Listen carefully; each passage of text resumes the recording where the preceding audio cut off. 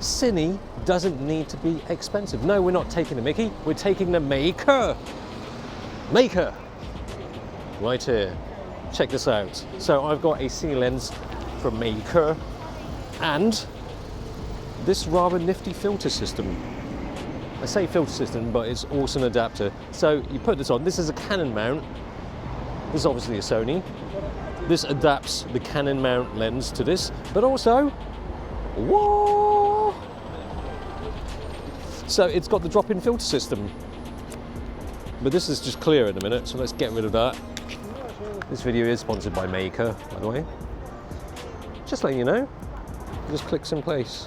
Drop-in filter mount adapter comes with variable ND and clear filters, although there's options for other things to chuck in there too. There's anamorphic style streaky filters, star filters and black mist filters for lowering contrast, reducing highlight flares and giving a pastel-y look. And just FYI, this is being filmed with another Meike Cine lens. That focuses really close, it was like up here. That says 30 centimeters? Crikey, that's the closest focusing distance. I mean, this is a very flattering look. You should definitely go for this if you're vlogging. Super close. Anyway, enough of the talk. Let's go shoot something. There's actually not too many of these kind of adapters about. Obviously, you've got the Canon RF to EF adapter with the filter system. So it's kind of like one of those, why didn't anybody else do that sooner kind of product. Is this winter? Kind of winter, feels like winter. The window of time for nice light is like, that's it, and it's gone. When you're in central London, I see a little bit, oh, it's gone. So we're rushing, hunting for the light. Hopefully this is, you're keeping up with the focus. It's got a very long focus throw on these. Look at that. You can see the closest focusing distance. It's practically next to infinity. Get light. Hopefully everything is in focus. Damn, the light's gone. Never mind. So I've got 85 T2.1 on, 82mm filter thread. Don't need it. Got one of these. Let's try it. Okay. So I have a T2.1, and then let's bump up the filter. A little small wheel here to adjust the filter system. Oh, look at that. You can change from, you can focus. It's got focus option there. Contrast detect, autofocus, phase detection, autofocus. Now, it seemed like for video I could only get contrast detection to work. With a Canon lens, it focuses, not to the same speed as native lenses, but sort of not surprising.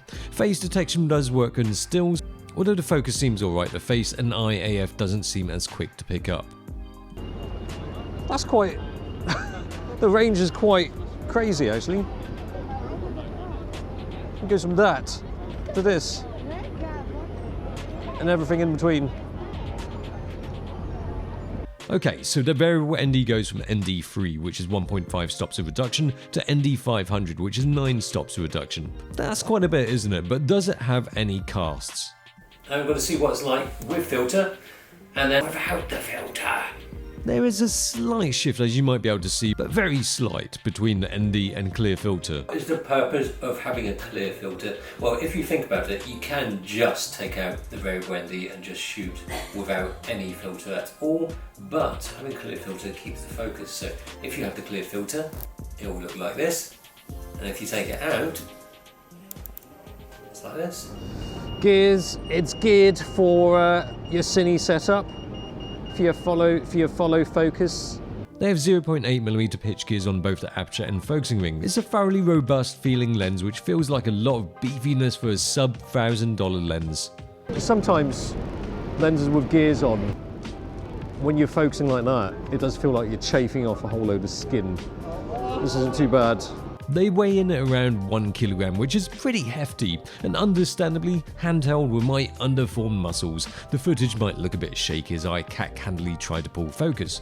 When it is in focus, it does look good, even wide open, sharp enough.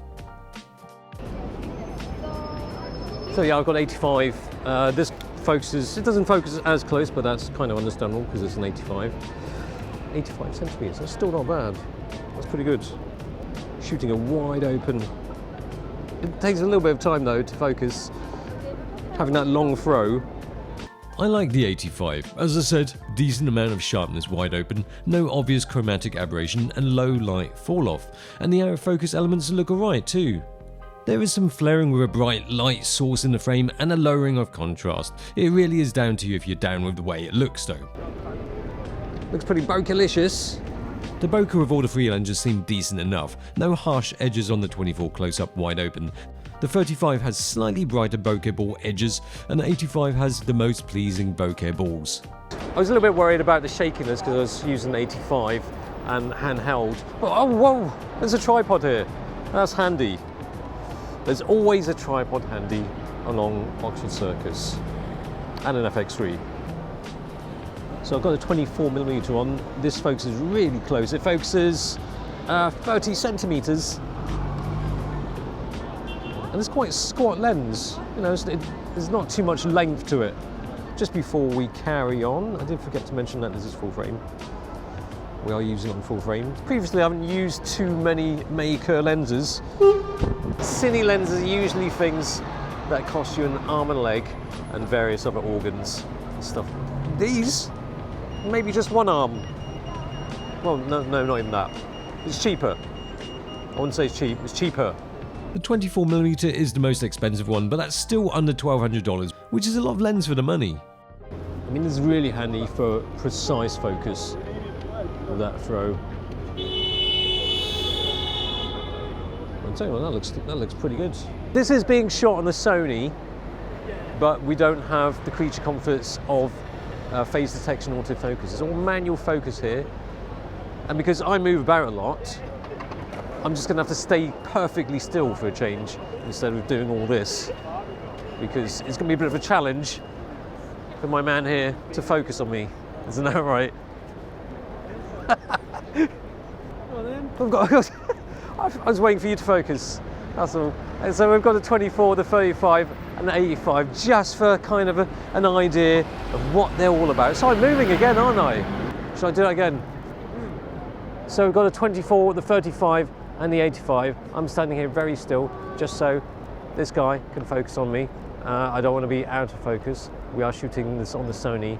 It does have phase detection autofocus, but not with this lens because it's a manual focus. Cine lens over there, that is the 35, and I've got the 24 here. We've also got an 85 in the bag, just for an idea of the kind of flavors it produces. It doesn't produce actual flavors. Well, you can lick it, it probably just tastes of metal. Wouldn't advise it. Really wouldn't advise it.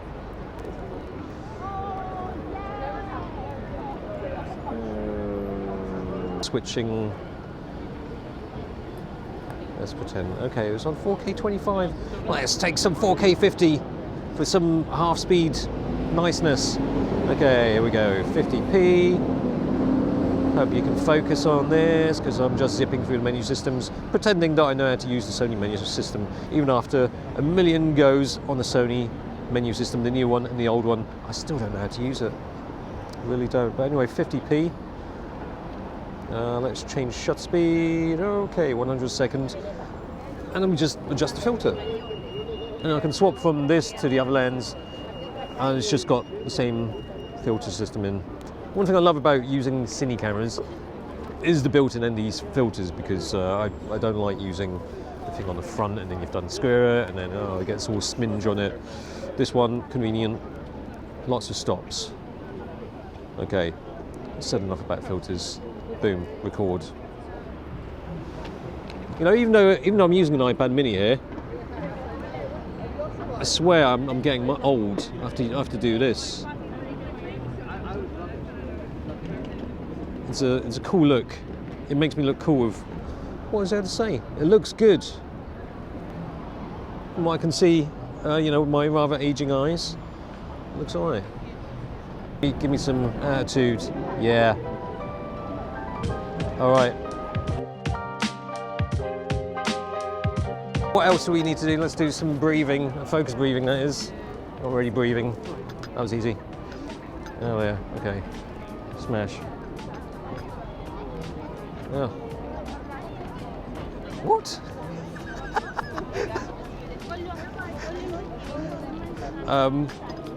Okay, it focuses that close.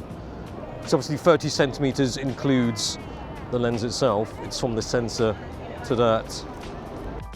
Lens breathing wise, it looks good, much better than a lot of stills photo lens. And that's really it. The lenses are a great way to arm your Cine setup with some decent optics without costing you an arm or leg. The lenses are great, whether it be for close-ups or portraits or longer distance B-rolls. I think the image looks sharp enough, low on aberrations, and of course the solid build. It's hard not to like for the money. The adapter with drop-in filter is just really damn useful, an alternative to Canon's adapter filter system, and if you aren't using Canon mirrorless, it's your best option for making your mirrorless camera more Cine-like without costing a bomb.